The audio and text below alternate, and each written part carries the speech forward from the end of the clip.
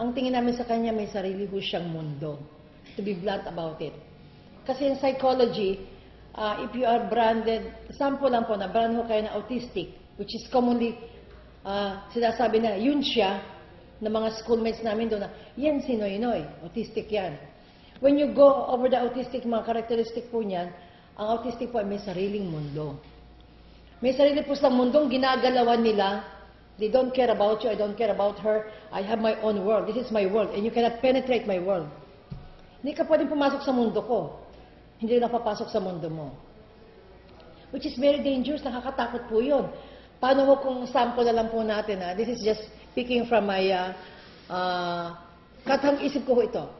Paano kung ang naging Pangulo ng Pilipinas, may sariling mundo? Diyos ko, Panginoon ko, ang daming mundo ng mga Pilipino.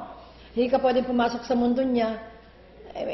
Talagang nakakatakot na thinking that the President is the Commander-in-Chief. Paano sabihin niya na, o sige, atakin niyo lahat ng mga yan.